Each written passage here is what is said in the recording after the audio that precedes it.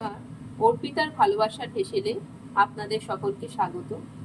আজকে আমার লাঞ্চের মেনুতে রয়েছে ডিমের কোরমা, যেটি আমার ছোট্ট সোনাটি খেতে ভীষণ ভালোবাসে। এই ডিমের কোরমাটা বানানোর জন্য এক টুকরো আদা, দুটো রসুন আর কিছু কাজু পেস্ট করে নিতে হবে ভালোভাবে। এরপর কিছু পেঁয়াজ টুকরো করে নিয়ে বেটে নিতে হবে।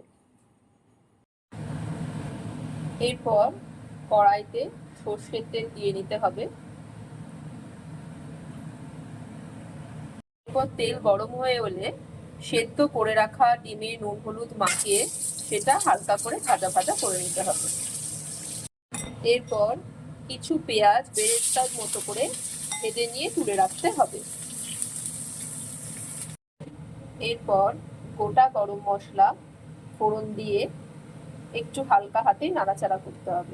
গরম মশলা থেকে সুন্দর গন্ধ বেরিয়ে এলে আদা রসুন আর কাজুর যে পেস্টটা করা হয়েছিল সেটা দিয়ে হালকা করে নাড়াচাড়া করতে হবে। এই ডিমের কোরমাটা বানিয়ে আপনারা কাউকে যদি খাওয়ান তাহলে কিন্তু আপনাদের কাজ বেড়ে গেল, অর্থাৎ সে কিন্তু বারে বারে এটা আপনার কাছে খেতে চাইবে, এতই দুর্দান্ত খেতে হবে। একবার করে দেখবেন। কষতে কষতে এইভাবে তেল ছেড়ে এলে এর মধ্যে বেটে রাখা পেঁয়াজটা দিয়ে দিতে হবে। স্বাদ মতো নুন দিয়ে দিতে হবে।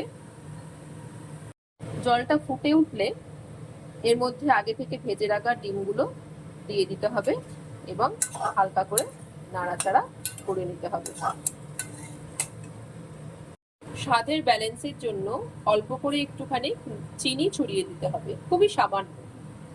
রান্নাটা হয়ে এলে আগে থেকে ভেজে রাখা বেরেস্তাটা এর ওপর থেকে ছড়িয়ে দিতে হবে। সব শেষে একটু ঘি ছড়িয়ে এটা নামিয়ে নিতে হবে। এই ডিমের কোরমা রেডি।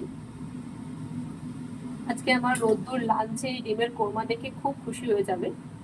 আপনাদেরও যদি এই ডিমের কোরমা রেসিপিটা ভালো লেগে থাকে তাহলে একটা লাইক, শেয়ার আর কমেন্ট করে দেবেন।